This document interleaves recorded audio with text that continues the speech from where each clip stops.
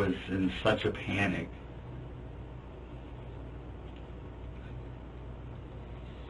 Fear for my life, for the love of my life. Oto Michael Dunn.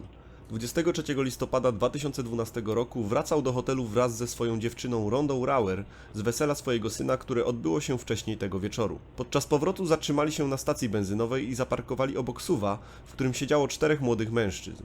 Ronda Rauer poszła do sklepu, by kupić wino, które miała wypić razem z Dunnem w hotelu. Tymczasem bardzo głośno grana muzyka w aucie młodzieńców zdenerwowała Dunna i ten poprosił ich o jej ściszenie. Mężczyzna zajmujący miejsce z przodu w istocie wyłączył muzykę, lecz siedzący z tyłu Jordana Davis nakazał ponowne jej zgłośnienie oraz wdał się w kłótnię z Dunnem, w której obrzucał go wyzwiskami. Po chwili Dunn, siedząc w swoim aucie, oddał 4 strzały z pistoletu w stronę SUV-a młodzieńców, a następnie jeszcze 4 kolejne już wysiadając z własnego auta. 3 z 8 wystrzelonych pocisków trafiły Jordana Davisa w nogi, płuca i aortę, w wyniku czego zmarł on kilka chwil później. Gdy Ronda Rauer wróciła do auta ze sklepu, para udała się do swojego hotelu i zamówiła tam pizzę, nie wzywając w żadnym momencie policji. Następnego ranka Michael Dunn, będąc już w swoim domu, został aresztowany po tym, jak jeden ze świadków przekazał policji numer rejestracyjny jego samochodu. Niniejsze przesłuchanie miało miejsce już w dniu jego aresztowania. So just kind of walk me through, just tell me from your point of view what you guys pull up. You're driving, it's your car, is that correct? Yes, sir. Okay, and you're driving? Yes, sir. Okay, it's a Volkswagen, correct? Yes, sir. Okay. So you sit in the passenger seat, no one else in the car with you, correct? Correct. Okay. Just kind of walk me through kind of what happened at that point. Well, I'm embarrassed to say this, but got out. She's in the store, and there's like a SUV next to us, and then the music starts, and I roll down my window, and I thought I was polite. I asked them nicely. I didn't demand. I didn't, or else I said, "Hey, would you guys mind turning that down?" And they shut it off. I was like, "Thank you." Cordial. Right. Everything's cordial. I put my window back up. I'm doing my stuff, and I don't know how many kids are in that, but the windows are down for the back seat. The windows are up for the front seat. Okay. And the guy that was in the back is getting really agitated. And my window's up. I can't hear everything he's saying, but, there's a lot of fuck him and fuck that and fuck that bitch. And then the music comes back on. And, I'm just like, live and let live, and don't need any trouble. And I don't know if they're singing or what, but it's like they're saying, "Kill him." So I put my window down again, and I said, "Excuse me, are you talking about me?" And it was like, "Kill that bitch." And I'm still not reacting, but then this guy goes down on the ground and comes up with something. I thought it was a shotgun, and he goes, "You're dead, bitch!" And he opens his door, and I'm shitting bricks. But that's when I reached in my glove box, unholstered my pistol. I mean, I practiced this. I'm at the Fort Malabar Rifle and Pistol Range. I'm an avid, gun guy and all that. No military training or anything, but I have friends who are in the military that show me the proper way. Yes, and so quicker in the flash, I had a round chambered in it, and I shot. Okay. Do you remember how many times you shot? 4. Okay. Okay, just keep walking me through kind of what you remember. Well, I shot 4 times, and that SUV pulled out, and like I said, in my mind, they got a gun, and so, not training, just from, I was still scared, and so I shot 4 more times as they were fleeing. As they were fleeing? Yeah, trying to keep their heads down to not catch any return fire. Okay. All right, and then... And that was it. I mean, I still didn't feel safe. I thought, you know, there was another car. I didn't know. I mean, I'm in a strange town, in a strange area. I just had my life threatened. The love of my life is in the store. And she doesn't know what's going on. She come outside to see what was up. And I was just like, get in the car. We have to go. I just didn't feel safe there. In fact, we had plans, in fact, a fairly expensive bed and breakfast paid for in St. Augustine. And, you know, after what happened last night, and we were like, we have to go home and call the local sheriff and tell him what's up. Well, where'd you go after we went right to our room. You went right to the hotel? Yeah. Okay. Didn't leave. We were just like in the hotel room? bricks waiting for another carload of thugs to come. I mean, I'd never been so scared in my life for somebody to be, you know, I thought they were singing, like, you're going to die, bitch. I thought that, you know, and then it's getting a little louder. That's when I put my window down and was like, you talking about me?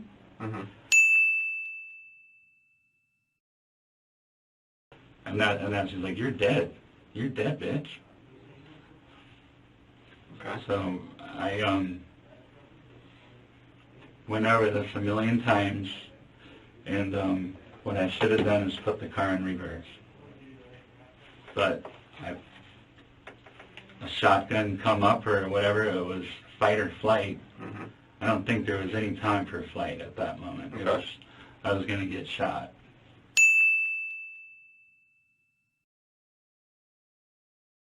Okay. So they pull out. As you said, you shoot to kind of keep their heads down as they're pulling out. That kind of your intention. That's your thought process. They have a shotgun aimed at me, and I don't want them shooting it. Okay. And then gets in the car. You guys leave and drive and go back to the hotel room. Okay. And you guys just stayed in the hotel room at that point. Did you go anywhere else?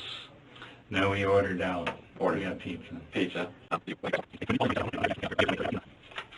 You had this traumatic event happen to you, and I can understand that. Okay. The problem, I can tell you, where we start to kind of get a little wondering is by the time you say you get to your hotel room, you're calling to order pizza. Why aren't you calling us? I wanted to come back to my hometown to do that, and our dog and everybody were where they needed to be. I didn't want to bring a shitstorm down on them in Jacksonville. Okay. You know, I shouldn't even left the scene, but I left the scene because I was still afraid for. Okay, and I can live with that. Okay, I can live with that. You don't necessarily want to hang around right where the shooting happened because you don't know if these guys are coming back. I'm good with that. Or if there are more. You know, but once you leave and you are away from that scene, and you've even gotten to a hotel room and inside your hotel room at that point, you know, now it makes me wonder, you know, because if you make a phone call, one, we find out, you know, a lot quicker what's going on. Okay. The reason he and I haven't been to sleep since sometime yesterday is because we're trying to figure out. All we know is we got a dead kid in a car, okay, and we got a guy who shot and hauled ass. That's all we know. Just like I do mention too. To call you guys last night, I was insistent on waiting until we got around to here. That's where we started to get a little sorry. I personally had my video was moving to Jacksonville, first day in Jacksonville, and got involved in this and girlfriend and shot another person, and was in a car, and he rode across the street to the parking lot, and got on 911 immediately, and started walking to where he was. You know, that's the way to me. I have nothing to say other than that. When you began to shoot, can you honestly tell us that you ever saw a gun inside that vehicle? I saw a barrel come up on the window, like a single shot shotgun where there's a barrel. I didn't see this part of the barrel. I saw that part of the barrel, and it was either a barrel or a stick. But sir, they're like, we're gonna kill you. And then they say, you're dead, bitch. I mean, I didn't wait to look to see if they were going to point it at me. Patrząc na zeznania Dunna, można stwierdzić, iż z pewnością liczył on na to, że jego zachowanie zostanie zinterpretowane jako działanie w samoobronie i uznane za tak zwane usprawiedliwione zabójstwo. W Stanach Zjednoczonych zabójstwo może zostać uznane za usprawiedliwione, jeśli zostało dokonane w celu zapobiegnięcia bardzo poważnej zbrodni, takiej jak gwałt, rozbój czy morderstwo, w której najprawdopodobniej doszłoby do śmierci bądź zagrażającego życiu uszczerbku na zdrowiu niewinnej osoby. W wielu stanach osoby będące w sytuacji zagrożenia mają obowiązek ucieczki, jeśli tylko jest to możliwe. Oznacza to, że nie mogą one skrzywdzić napastnika w obronie własnej, jeśli miały w takim przypadku możliwość wycofania się w bezpieczne miejsce. Z drugiej strony, w większości stanów nie ma obowiązku wycofywania się w pewnych szczególnych przypadkach, które mogą obejmować kogoś dom, samochód, biuro czy inne publiczne miejsce, w którym dana osoba przebywa zgodnie z prawem.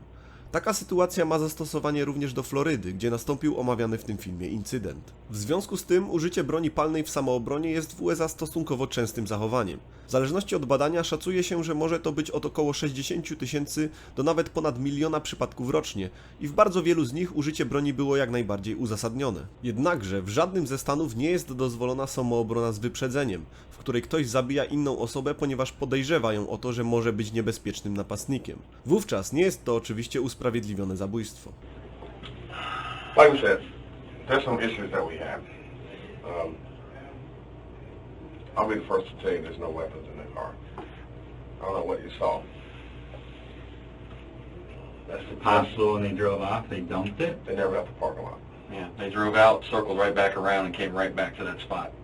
Oh, okay, because They circled around until they saw you leave, and then they drove right back. Because they saw you leave at that They saw point. you leave and they realized their friend had been hit.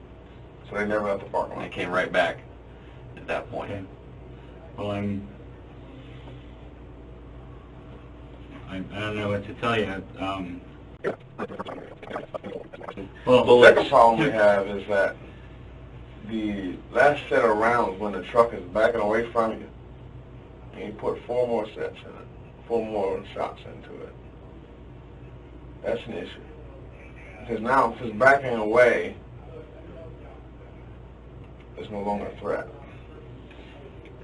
Yes, sir. I understand that. In my mind, they had a weapon. I can't shoot someone because in my mind they had a weapon. How did you shoot? Did you shoot one-handed? Did you shoot two-handed? Two-handed, like Two-handed like this, you come across your body? Okay, and you shoot the first, what you said, 4 shots is what you remember. And then they start backing out. Do you continue to shoot through the window, or do you reposition? I don't recall, but I do remember getting out of my car and taking, like, getting sideways. Mm-hmm. And I was, like, waiting for the wink or... But once again, all this is... Okay. once again, if you think they have something, think they have a shotgun. They had a shotgun. You think they have a shotgun. You're going to get out of your car so they can get a good aim on you? Make any sense? Well, at the time, I was doing everything on adrenaline and no... But I'm just saying, we're trained to, if we think something is there, to get out of the way. To get out of the way. Cover or concealment. So you're telling me that you thought they had a shotgun, but you got out of your car so they would get a good aim at you, is what you're telling me. Well, I thought maybe they would shoot at the car and I wouldn't be in it. But the car, your car's not shooting at them. You are. Why would they shoot at your car? Shadow, they can't. So, honestly, sir, I'm at a loss to justify what I did on the second volley, Right. other than to say I thought they were going to be shooting back, and I was keeping them from doing that. And I was in such a panic.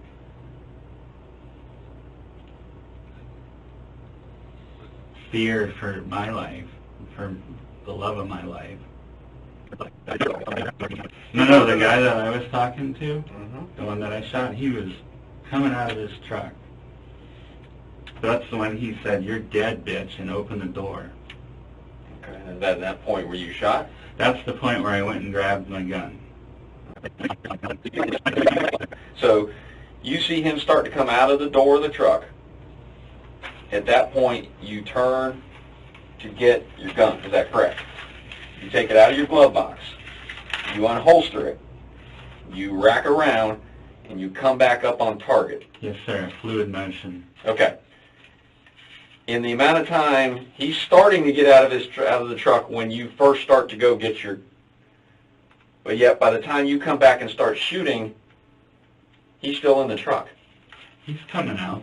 I think he saw what I was doing when it was running back in. I don't know.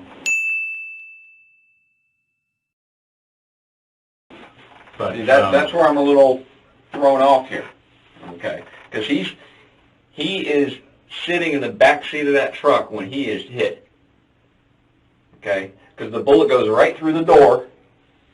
3 bullets went through that door. Okay? He wasn't hit standing outside the truck.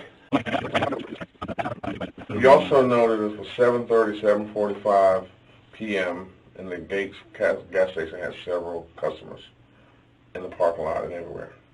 And we've interviewed several people. This is the very first time that anyone has told us about anyone getting out of a truck. We talked to the other guys in the car, and they will all admit, they will all tell us.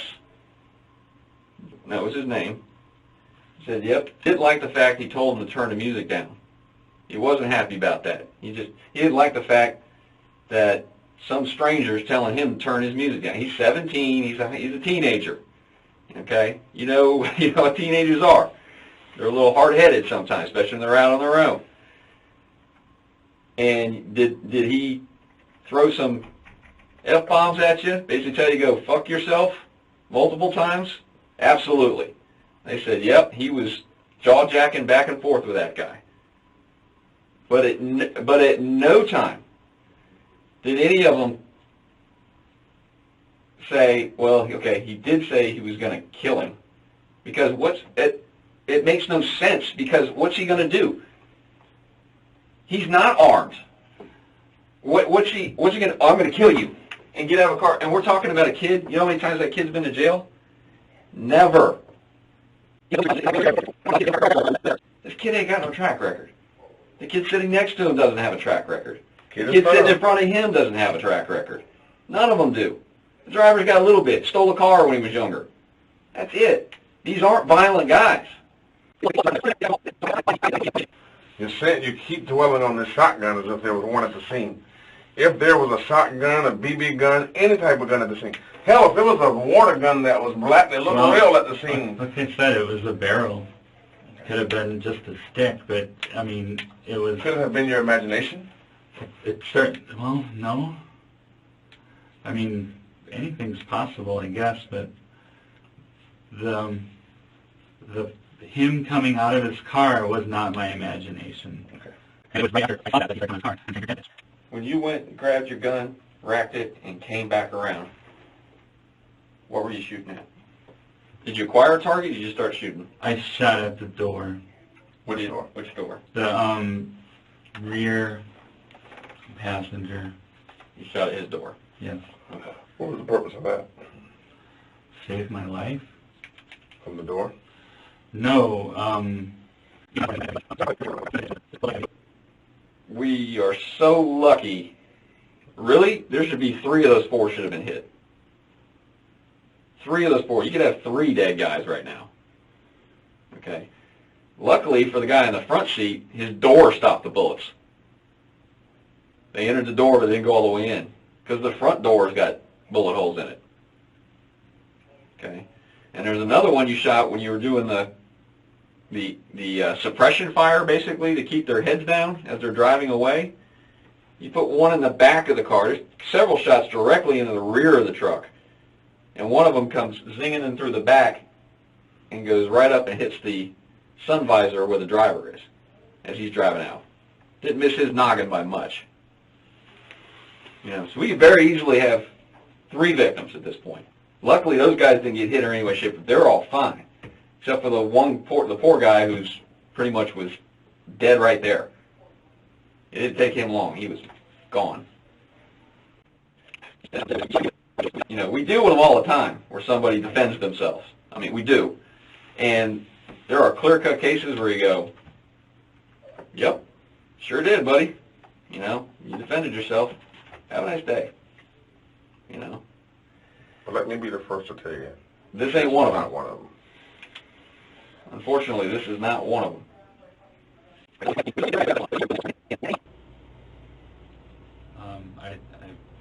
I really didn't know that I was being charged with murder and attempted murder. That sucks. Podczas pierwszego procesu, który miał miejsce 15 lutego 2014 roku, Dunn został uznany winnym potrójnego usiłowania zabójstwa. Ława przysięgłych nie mogła dojść do porozumienia w sprawie oskarżenia Dunna o zabójstwo i w tym przypadku nie wydano wyroku. W drugim procesie, który nastąpił 1 października 2014 roku, Dunn został ostatecznie uznany winnym zabójstwa Jordana Davisa. W wyniku tego otrzymał karę dożywotniego pobytu w więzieniu bez możliwości ubiegania się o zwolnienie warunkowe.